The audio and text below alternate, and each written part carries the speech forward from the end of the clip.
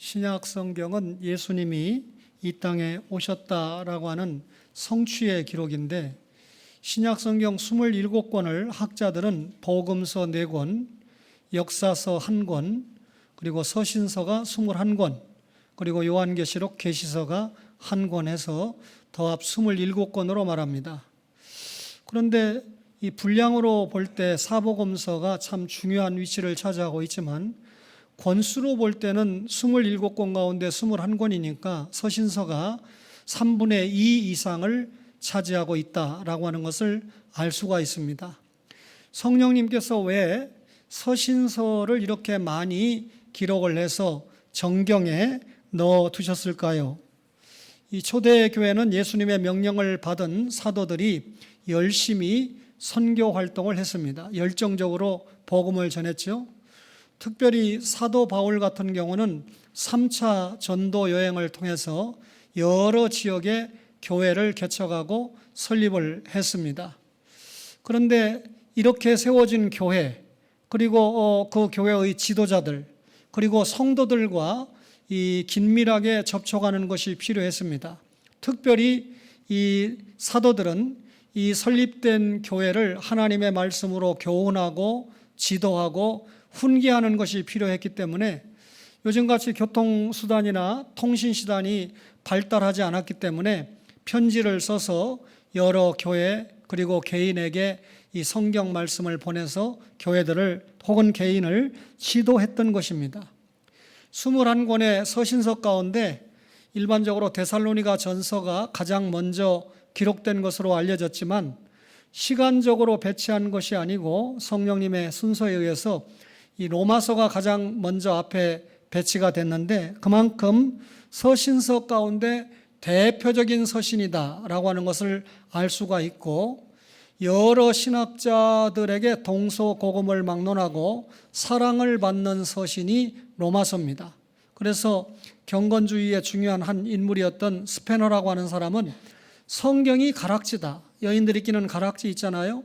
그 가락지 가운데 보석이 로마서다. 그러니까 이 로마서가 차지한 위치를 얼마나 귀하게 평가했는가 하는 것을 알 수가 있겠죠.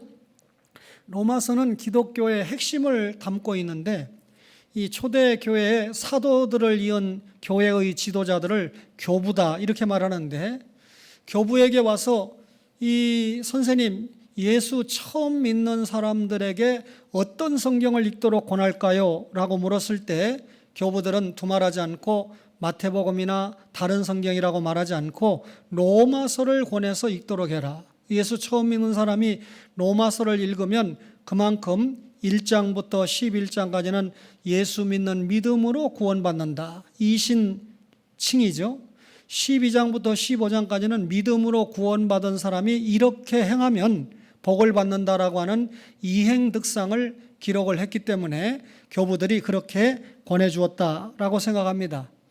오늘 저와 여러분이 로마서 8장 19절로 27절을 함께 읽었는데요.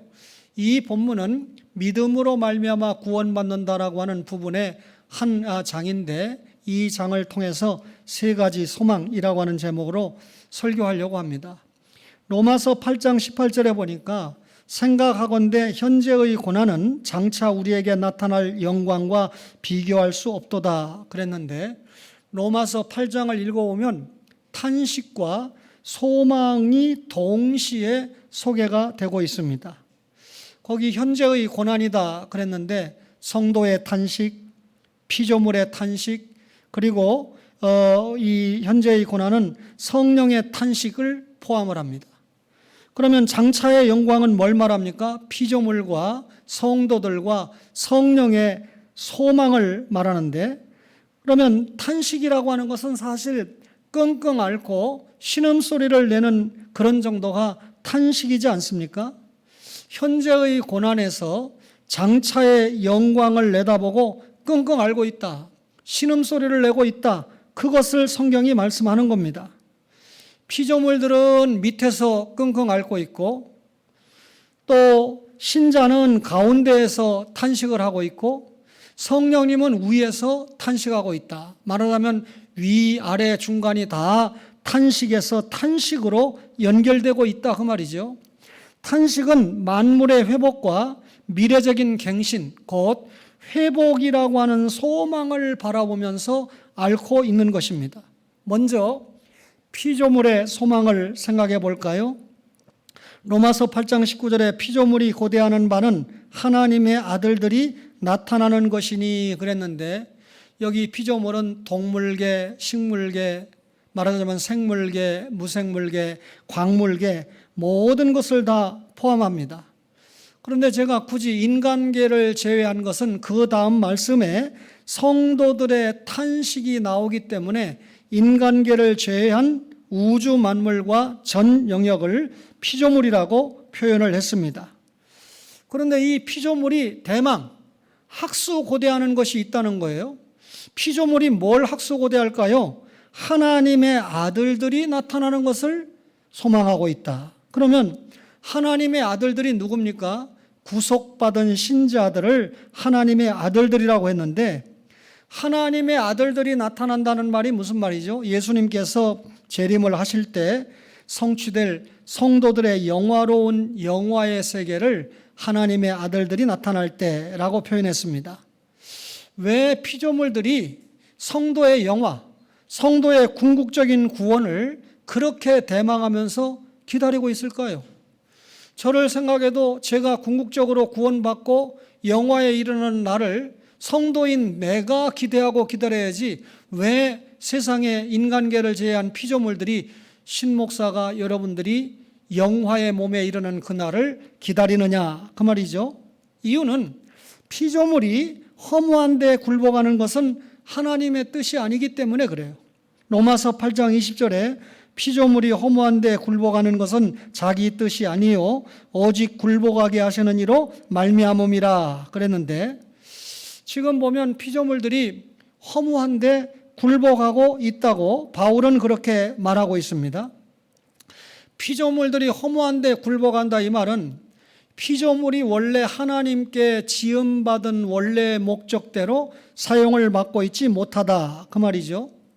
하나님이 천지를 창조하시고 인간을 창조하기까지 만든 모든 피조물이 하나님의 의도와는 달리, 사실 마지막에 만물의 영장으로 지음받은 인간에게 앞에 모든 피조물을 다스리고 정복해서 문화적인 명령권을 주지 않았습니까?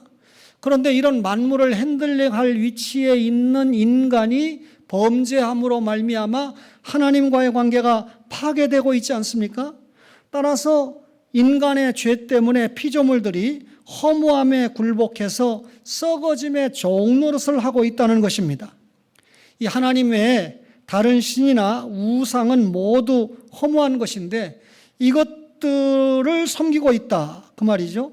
만물의 왕인 인간의 타락, 바다도 섬기고 태양도 섬기고 고목나무도 섬기고, 이 동남아시아일수록 더 심각하죠. 또 제가 이번에 돌아본 스코틀랜드나 또 영국과 같은 나라가, 잉글랜드 같은 나라가 청교도를 만들고 장로교 신앙이 정착이 됐는데도 불구하고 경제적인 문제가 대두되니까, 저 아일랜드 있잖아요. 아일랜드가 두 개로 쪼개졌는데 북아일랜드는 청교도 신앙을 가지고 있기 때문에 우리는 유나이티드 킹덤에 남아있겠다 해서 남아있고, 그 반대편의 아일랜드는 우리는 천주교 신앙을 가지고 있다, 고수하겠다 해서 유나이티드 킹덤에 빠져 있잖아요. 그런데 이들이 먹는 문제로 계속해서 스코틀랜드와 이민이 자유로우니까 영국으로 흘러 들어와서 순수하게 청교도와 장로교를 지켜야 될 영국과 스코틀랜드도 서서히, 그들이 어떻게 세워진 나라입니까? 이 로만 카톨릭과 전쟁을 해서 교회 개혁, 소위 종교 개혁에서 승리하고 나온 대표적인 나라 아닙니까?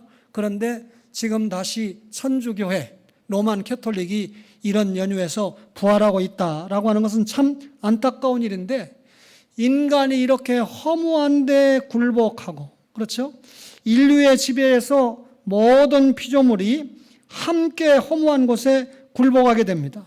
죄인이 다스리니까 이 피조물도 함께 허무한데 굴복을 하게 되는데, 이것은 하나님의 뜻도 아니고 인간의 뜻도 아니고 피조물의 뜻도 아니었습니다. 인간이 범죄함으로써 그렇게 됐다 그 말이죠. 그러니까 만물이 지금 뭘 기다립니까? 예수님이 재림하시면 모든 것이 회복되니까 그날을 대망하면서 끙끙 앓고 있다, 그 말입니다. 왜 피조물이 이 성도의 영화를 대망하면서 끙끙 앓고 있습니까? 피조물도 썩어짐의 종로로 돼서 해방을 원하고 있기 때문입니다. 8장 21절에 그 바라는 것은 피조물도 썩어짐의 종로로 단데서 해방되어 그랬는데, 썩어짐의 종로로 단다, 이 말은 마귀와 우상을 섬기는 것을 말합니다. 여러분, 이에서 해방이 되는 것은 사탄의 조구나 죄의 도구로 이용을 당하기 원치 않는 거죠. 사실 이 말 못하는 피조물인 피아노도 주님을 찬양하는 선율에 이 집사님을 통해서 악기가 연주되면 하나님께 영광이 되지만, 사람들을 죄의 구렁으로 몰아가는 캬바레에서 술집에서 피아노가 사용을 받으면 똑같은 피아노라도 탄식할 수밖에 없습니다. 죄의 도구로, 사탄의 도구로 사용받기 때문이죠.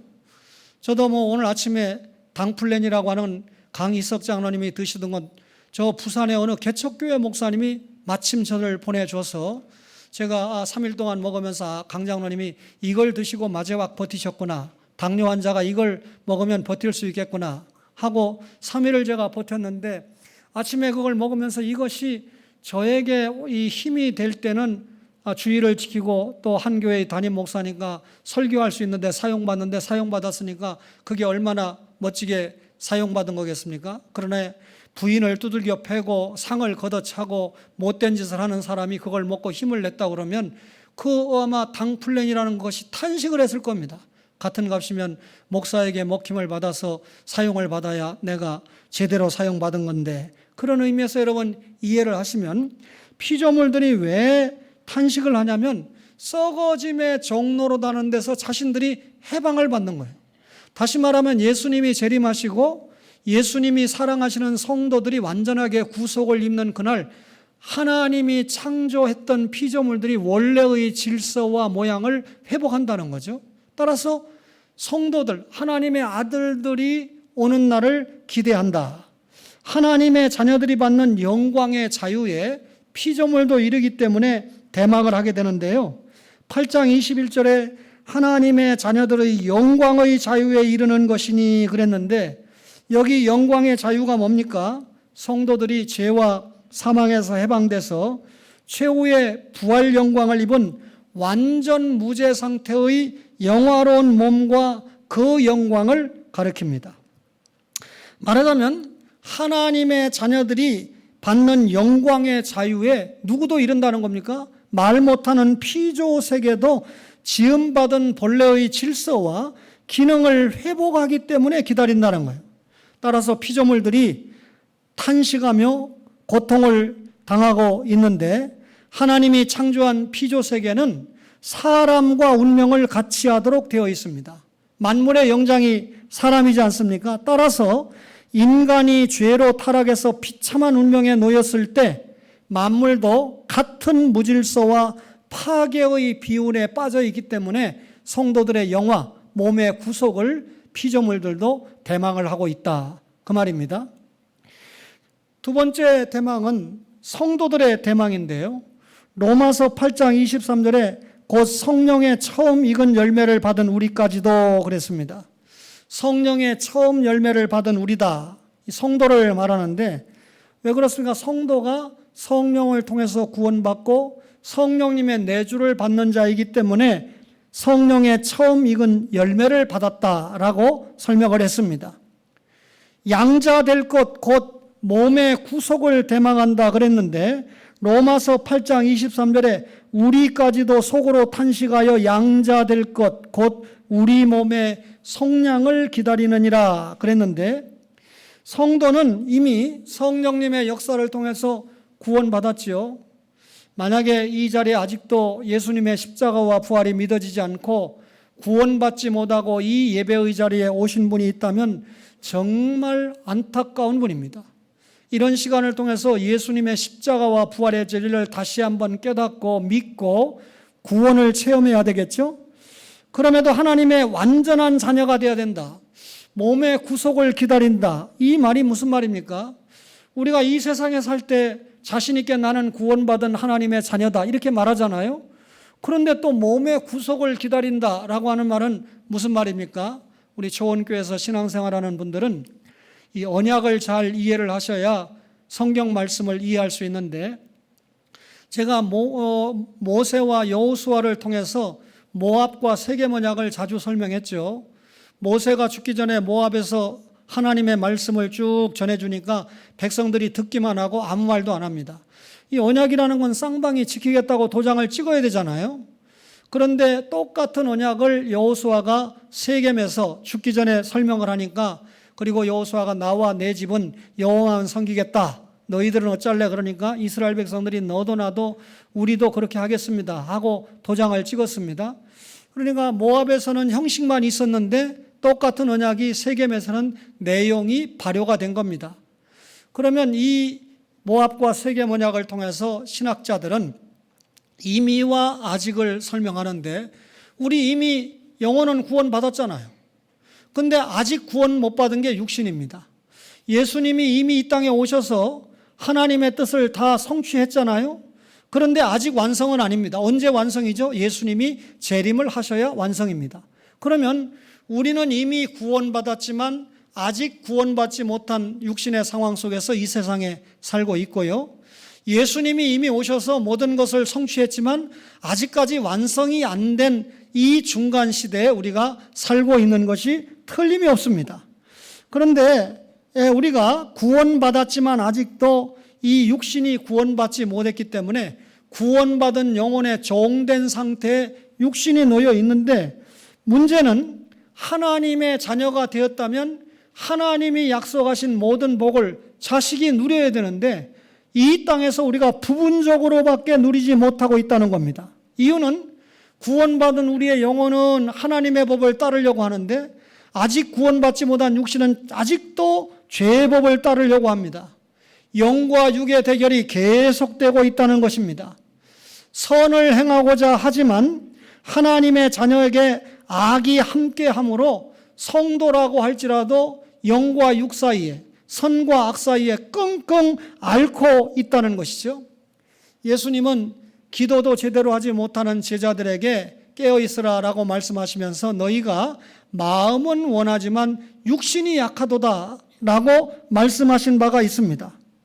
구원받은 영혼도 자유하고 또 육신도 완전하게 죄와 상관없이 부활의 영체를 입을 때가 언제입니까? 예수님이 재림하실 때입니다. 이것이 성도들이 소망하는 바다. 말하자면 설교하는 목사나 여러분들이 이미 구원받은 하나님의 자녀로 이 땅에 살아가지만 우리의 완전한 구원, 영체를 입는 그 날을 대망하면서 지금 끙끙 앓고 있다는 겁니다. 이 하나님의 뜻대로 살고자 하는 영혼과 실제로는 그렇게 살지 못하는 이 육신의 모습 사이에서 끙끙 탄식하면서 앓고 있는 것이 성도들이 대망하는 현재의 모습이다, 그 말이죠. 마지막 한 가지가 성령의 소망인데요. 로마서 8장 26절에 성령도 우리의 연약함을 도우시나니 우리는 마땅히 기도할 바를 알지 못하나 오직 성령이 말할 수 없는 탄식으로 우리를 위하여 친히 간구하시느니라 그랬습니다. 성령께서 탄식을 하신다 그랬는데 왜 성령님이 탄식합니까? 우리의 연약 때문에 탄식하신다는 거예요. 하나님은 인간이 얼마나 연약한 존재인지를 알고 계십니다. 그래서 하나님이신 성령님께서 우리의 연약함을 도우신다 그랬는데, 우리말 성경에 연약함이라고 하는 말은 단수로 번역이 되어 있습니다만 실제로 이 헬라 원문에는 복수로 기록이 되어 있습니다. 그러면 연약함들 이런 뜻이 되겠죠? 인간은 연약함을 가진 존재인데 뭐 두말할 필요 없잖아요. 우리가 육체적으로 얼마나 연약합니까? 3년 전에 코로나라고 하는 질병이 생겨가지고 이 눈에 보이지 않는 코로나라고 하는 이 병균 때문에 얼마나 많은 사람들이 세상을 등졌습니까? 뭐 제가 알고 있는 것도 연수구에서 가장 큰 교회를 목회하신다고 하는 목사님도 코로나 때문에 돌아가셨어요. 우리 이정성 목사님이 강의하는 이 신학교의 학장님도 코로나로 돌아가셨습니다. 개인적으로 제 맏형의 가장 친한 분, 과거에 용서하세요 대전경찰서장 아들이었는데 저희 맏형이 중학교 다닐 때 경찰서장 아들이면 그때는 대단했습니다. 어쨌든 잘 아는 분인데 코로나로 얼마 전에 돌아갔습니다. 그러니까 제가 아는 이 사람들도 이렇게 많이 떠나가는데 알지 못하는 사람들은 얼마나 또 많이 세계적으로 목숨을 잃었습니까? 인간이 이렇게 육체적으로 얼마나 연약한 존재인지 모릅니다. 정신적으로도 우리가 참 연약한 존재인데요. 누군가가 눈 한 번 아주 살살 꼬여가지고 나에게 육신적인 혹은 가정적인 유익만 딱 생긴다 그러면 눈을 딱 감아버리죠. 그게 내로남불 아닙니까? 그렇죠? 자기가 잘못하는 것은 전혀 반성의 기미가 없고 다른 사람들이 잘못하는 건 아주 공격하는데 내로남불이라는 건 나도 잘못이 있다는 거잖아요. 인간이 그만큼 정신적으로도 연약한데 뭐 대학 교수도 정치하는 사람도 다 예외가 없는 것 같습니다. 조그마한 근심과 걱정을 버릴 수 없을 정도의 정신적인 고통이 여러분과 저에게 얼마나 많을까요? 뭐 목사나 장로님들도 걱정, 근심이 있을 겁니다. 특별히 한국교회를 이끌어온 지도자 중에 한 사람으로서 교회의 미래를 생각할 때 걱정을 하지 않는 목사나 장로가 있다면 그 목사나 장로의 직을 내놔야 될 것입니다. 한국교회의 미래를 다 염려하고 함께 근심하는 거, 이건 영적인 근심이라고 말할 수 있겠죠. 사람은 영적으로도 대단히 연약한 존재인데 날마다 얼마나 많은 시험과 도전을 받는지 우리가 일로 다 말로 설명을 할 수 없습니다. 사람이 결정적으로 보면 돈 앞에 가면 꼼짝달싹을 하지 못합니다. 또 돈에는 조금 초연을 하고 사는데 그만 이성의 유혹 앞에는 꼼짝을 못하고 넘어가는 사람들도 있습니다. 나름대로 예수 믿는다고 하면서 이성 앞에서는 좀 당당한데 이 명예 앞에서는 꼼짝을 못하는 사람들이 있어요. 제가 어제 아침에 제일 친하게 지내는 대전의 장로에게 전화를 해가지고 내가 일정하게 좀 건강이 회복되면 찾아가고 싶다. 왜 그러느냐? 그래서 지난번에 제가 간증했던 사실 제가 전학 온다고 그럴 때 저희 큰 집에서 저를 받아줘야 되는데 용서하세요. 받아줄 마음이 1%도 없어요. 그래서 저희 이 고모 댁에서 저를 그래도 고모가 좀 낫잖아요. 6개월 동안 전학 갈 때까지 받아준다. 그랬는데 갔습니다. 그랬는데 그 집에 큰아들이 그때 다 먹고 살기 어려울 때 아닙니까? 우리 어머니 농사 지면요. 우리 어머니가 하는 말씀이 있어요. 시골에 가서 뭐 얻어오면 그냥 얻어오지 말고 3배, 4배 값을 치고 와라. 제가 지금까지 그렇게 살았습니다. 농사 져놓으면 다 도시에 있는 사람들이 다 가져가는 거예요. 와서. 그 뭐 고문에도 예외가 아니었죠. 저희 어머니에게 고마워서 그런지 데리고 있겠다 그랬는데 그 집에 맏아들이 와가지고 저보다 10살이나 많은 맏아들이 너 우리 집에 왜 와 있느냐. 학교 갔다 왔는데 사실 제가 중학교가 대전 대신중학교인데 도마동이라고 하는 곳은 거기서 1km도 안 됩니다. 그러니까 거기 있으면 딱 좋잖아요.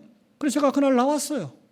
그리고 어머니에게 연락을 하니까 어머니가 그나마 좀 가깝게 지내던 친구에게 하니까 뭔 말이냐 해서 저를 6개월 동안 전학 올 때까지 데리고 있었는데 제가 한번 감사해야 되잖아요.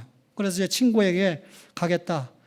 국민학교 앞에 가장동에 살고 있으니까 친구야 보니까 이 할머니가 무슨 할머니 유치원인가 뭐 그 있잖아요. 노인 뭐 학교 가서 5시에 오시니까 그 전에 오면 못 만난다 이거예요. 그래서 내가 점심때 친구 장로를 만나고 그리고 저녁 때 내가 거기를 방문하고 올라오겠다. 그때 제가 한 말이 있습니다. 초등학교 6학년 때 동창 여자아이 이름을 얘기하면서 뭐 이름이 연실이에요. 아이 심장로 연실이를 함께 만나서 점심을 먹자. 왜 그런지 압니까? 심오석 장로가 대전 백운교회 장로인데 그 선대의 장로가 연실이 아버지예요. 근데 지 아버지가 장로님이었는데 연실이는 지금 교회를 안 나가. 그러니 내가 심장로와 연합해서 그동안 전도하려고 푸진 애를 썼는데 직접 만나서 이 친구야 최근에 남편도 죽었거든요. 아들은 판사입니다. 자녀는 잘 키웠죠. 그러니 그 딸을 전도하려고 만나자고 했는데 전화 끊자마자 제 아내가 뭐라 하는 줄 알아요? 이 여자를 함부로 만난다고 진짜 화를 내더라고요. 농담 아닙니다. 나중에 한번 물어보세요. 그래서 내가 내가 목사로서 장로 친구에게 그 선임 장로 딸이 교회 안 나가서 전도 좀 하려고 애타는 마음으로 한번 만나자고 했는데 그게 무슨 제가 이 여자들의 남편에 대한 셈이라고 하는 것은 60이 넘어도 이게 그렇구나 하는 걸 제가 깨닫고 제가 이렇게 공적으로 제가 이야기하는 겁니다. 제 아내를 무슨 탓하는 건 아니에요. 모든 여인들이 이런 마음을 가지고 있겠다 하는 마음을 갖는 건데 참 조심해야 되겠다라고 하는 생각을 하면서도 분명한 것은 저는 구령과 양육이 아니면 움직이지 않는 그런 목사입니다. 제가 만나는 사람은 목사가 됐든지 누가 됐든지 구령과 양육의 관계가 안 된다면 저는 만날 필요가 없는 목사로 지금까지 살아왔다고 자부합니다. 여러분, 얼마나 우리가 연약함에 노출되어 있는지 몰라요. 지혜롭게 보이면서 기도하지 않습니다. 기도를 열심히 하는가 싶으면 교만하기 짝이 없어요. 제가 설교하면 알아듣는데 대한민국에서 제일 기도 많이 하는 목사가 있었습니다. 제가 알고 있는 금식기도 만나기만 하면 기도하고 있으니까. 그런데 여러분, 제가 볼 때 회개가 없는 기도는 바리새인 되는 거예요. 그분 지금 볼품없이 됐습니다. 회개가 없는 기도는 바리새인을 만들 뿐이다, 그 말이죠. 충성하는가 싶은데 물질 문제에 가면 아주 인색하기 짝이 없습니다. 그만하면 주님 앞에 충성한다 그렇게 생각이 되는데 언어 생활을 보면 날마다 실패를 합니다. 삶이 따라주지 않는 거죠. 우리 모두는 아주 연약한 존재이기 때문에 그렇습니다. 그런데 예수 믿는 성도가 육체적으로, 정신적으로, 특별히 영적으로 이렇게 연약하기 때문에 성령님께서 탄식하는 겁니다. 우리가 은사를 많이 가지고 있으면 너무 좋아요. 옛날에 제가 우리 교회 장로가 될 뻔한 분과 헤어졌는데 이 목사가 시켜도 말을 안 들어요. 이 주일학교 부장을 시켜놨더니 얼마나 깡패짓을 하는지 선생님들에게 벌 주고 이제 코 올리게 2살, 3살밖에 안 됐는데 예배 시간에 세워서 벌 주고 때려주고 그래서 내가 그렇게 하지 말라고 그러는데 말 안 들어요. 결국은 교회를 이전하면서 헤어지게 됐지만 내가 목사지 자기가 목사입니까? 주일학교 부장이 담임 목사의 지도하에 움직이는 게 주일학교 부장이지 담임 목사가 주일학교 부장 따라서 주일학교를 운영합니까? 그런데 그분의 약점이 또 이런 게 있었어요. 그때 돈으로 남전도회 회비 나는 5만 원 내는데 너는 왜 5만 원 안 내느냐 하고 죽이는 거예요. 그래서 원래만 모였다면 싸움이 나요. 나는 5만 원 내는데 왜 너는 그때 돈입니다. 제 기억이 아마 90년대 초반 같아요.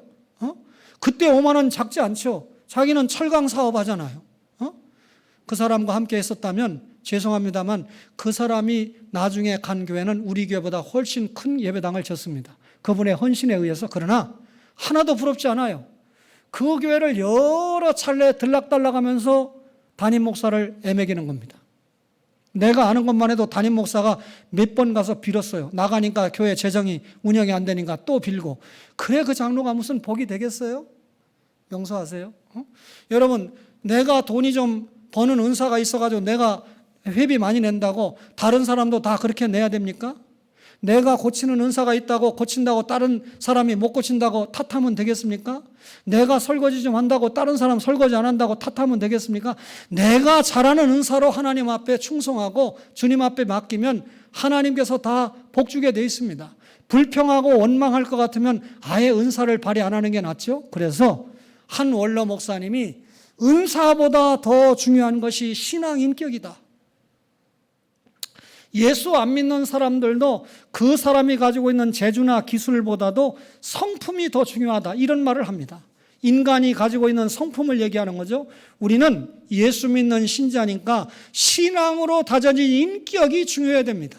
그 인격이 교회를 세우고 하나님께 영광이 되고 교회의 덕을 세우는데 우리의 신앙 인격이 동원이 돼야 되지. 상대방을 시험 들게 하고 목회하는데 다운되게 하고 장로들이 주님의 일을 하는데 적극적으로 협력을 안 하고 이렇게 나타난다고 하면 장로 뭐하러 세웁니까? 당회가 뭐하러 있습니까? 여러분, 이렇게 인생의 연약함 때문에, 구원받은 신자의 연약함 때문에 성령님이 탄식을 한다. 또한 우리가 빌 바를 알지 못하기 때문에 성령님이 탄식합니다. 성도이면서도 육신의 판단으로, 육신의 행동으로 제 갈 길로 가는 경우가 많습니다. 성령의 탄식으로, 이 탄식은 우리의 도움으로 나타나는데요, 성령께서 성도가 연약으로 말미암아 감당하기 어려운 여러 종류의 짐들을 함께 분담해 주십니다.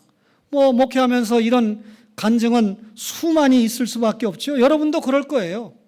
성령님께서 우리의 연약과 짐을 분담해 주는 방법이 뭡니까?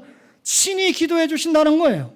성령께서 우리가 도와달라고 요청하기 전에 벌써 우리 기도를 대신 하고 계신다. 빌 바를 알지 못하고 빌어도 잘못 빌거나 정욕으로 쓰려고 잘못 구하기 때문에 성령님께서 대신 구해 주신다, 그 말입니다. 그런데 성령님께서 간구를 할 때 내 뜻대로 간구하는 것이 아니고 하나님의 뜻대로 간구해 주십니다. 로마서 8장 27절에 마음을 살피시는 이가 성령의 생각을 아시나니 이는 성령이 하나님의 뜻대로 성도를 위하여 간구하심이니라 그랬습니다. 성부께서는 성령님의 생각을 잘 알고 계십니다. 마찬가지로 성령 하나님도 성부 하나님의 뜻을 잘 알고 계시죠. 그게 삼위 하나님의 교통이지 않겠습니까? 성령은 하나님의 뜻대로 성도를 위해서 변호하고 조정하고 중재하신다, 그 말입니다. 이렇게 성령은 하나님의 뜻대로 구해주시면서 성도만을 위해서 구합니다. 로마서 8장 27절에 성도를 위하여 간구하심이라 그랬는데, 성자 예수님은 성부의 선택받은 자만을 위해서 십자가 지셨습니다. 만인 구원 아닙니다. 영생 얻기로 작정된 자를 위해서 십자가에 죽으신 겁니다. 그 대속의 피를 믿는 자의 구원 성취를 위해서 성령님께서 기도하신다는 거죠. 소명과 중생, 회개와 신앙, 칭의와 양자, 구원받았다, 거기서 끝난 거 아니잖아요. 우리의 구원은 성화를 통해서 가는 거 아닙니까? 따라서 구원에는 반드시 성화가 포함되는데 성령님께서 이를 위해서 기도해 주신다. 성령님께서 성도의 완전 영화를 위해서 구원의 현장에 임재해서 성도의 연약에 대신해서 하나님께 변호하고 조정을 하신다, 그 말입니다. 성령께서 구원의 현장에서 죄인된 우리의 마음속에 역사를 하셔서 기도하게 하시고 대신 기도해 주심으로 우리의 구원을 성취해 나가신다, 그 말입니다. 구원받은 여러분과 저가 성화의 걸음을 걷고 있는 중인데, 성도가 우리가 영화에 이르기까지 분명하고 확실하게 끝까지 붙들어 주십니다. 그것이 성도의 견인이고 궁극적인 구원이지 않겠습니까? 그렇다면 이미 구원받은 여러분과 저가 아직 구원받지 못한 육신의 구원까지 대망하면서 영화를 향해서 날마다 걸어가고 있는 자죠. 이 기간 중에 만물도 성도도 성령이 탄식한다. 언제 탄식이 끝나나요? 예수님이 재림하시고 하나님의 아들들이 구속을 입는 영화의 시기에 이 모든 탄식이 끝나는 거 아닙니까? 여러분, 성령이 성도들 속에 임재해서 탄식하고 있죠? 만물이 인간 가운데 탄식하고 있죠? 그런데 성도는 이 만물과 성령님 사이에 끼어서 연약함 때문에 탄식하고 있는 거 아닙니까? 따라서 이 탄식은 회복을 바라는, 이 예수님의 재림과 함께 영화를 입는 그날을 바라보면서 탄식하는 겁니다. 그래서 우리가 성경을 종합해 보면 하나님의 오늘 세 가지 소망을 설교를 들었는데 세 가지 약속이 있습니다. 하나가 예수님을 보내신다는 약속이었잖아요. 또 다시 보낸다는 약속이잖아요. 이미 예수님을 보내겠다는 이 약속은 성취가 되고 십자가 부활까지 다 성취가 됐잖아요. 예수님 떠나가시면 진리의 성령님이 오신다고 하는데, 두 번째의 약속인 성령님이 이 땅에 오셔서 신구약 66권을 기록하시고 말씀을 통해서 우리의 중생과 구원 역사를 이루고 계시지 않습니까? 마지막 약속이 뭡니까? 천국입니다. 말씀드린 대로 이 스코틀랜드와 잉글랜드를 돌아보니까 이 교회마다 마당에 다 묘가 있어요. 뭐 한두 구가 아니고 그동안 그 교회 역사가 자랑하는 그 교회 땅에 묻히고자 하는 사람은 다 묻힐 만큼 뭐 땅이 넓으니까. 근데 그 중에 저는 순교를 했거나 교회 역사에 유명한 공헌을 한 그런 인물들을 굳이 찾아서 한번 방문해보는 그런 시간을 가졌는데, 그 예배당 앞에, 만약에 우리 예배당 주차장에 용서하세요, 앞으로 신재철 무덤이 있고 정참배 무덤이 있고 그러면 야, 젊은 사람들이 이 교회 뭐야 그러지 않겠습니까? 우리나라 풍토는 저 어디 산속에다가 무덤 사가지고 뭐 이게 공동묘지 해놓으면 모를까? 노인네들이요, 공동묘지 있는 교회 잘 간대요. 왜냐하면 자기 죽으면 거기에 묻힐 소망으로. 공동묘지 사는 교회는 용서하세요, 제가 이 주일날 낮예배 시간이면 정신없는 교회입니다. 성도의 헌금을 가지고 공동묘지를 사요? 여러분, 삶과 죽음이 하나라는 거예요. 저도 평상시에 예수 믿고 목회하면서 죽음을 두려워하지 않지만 이 뭘 두려워합니까? 죽음은 천국 가요. 두려울 거 하나도 없어요. 다만 이 지상에서 어떻게 예수 믿고 신앙생활했느냐에 따른 상급 문제 때문에 내가 하나님 앞에 받을 상을 준비를 잘 했는가. 여러분, 천국 그걸로 끝나지 않잖아요. 천국, 영생, 천국, 기업이잖아요. 그러면 천국에 가는 건 예수 믿는 믿음, 하나님의 선물이에요. 기업은 뭡니까? 내가 어떻게 주님의 나라에 충성했느냐에 따라 주어지는 보상이 상급이지 않습니까? 신앙이 뭡니까? 예수 믿고 구원받는 게 신앙입니다. 생활이 뭡니까? 예수 믿고 어떻게 하나님 앞에 충성했느냐, 상급과 직결되는 게 생활이지 않습니까? 따라서 신앙생활을 일치시켜야 됩니다. 신앙 따로, 생활 따로, 목사, 장로, 피극입니다. 그럴 수가 없습니다. 그렇기 때문에 목사는 자기가 설교한 대로 살려고 애를 써야 되고, 성도는 설교 들은 대로 살려고 애를 쓰면서 결국 하나님의 말씀에, 어느 목사가 저에게 어제 가볍게 항변을 했습니다.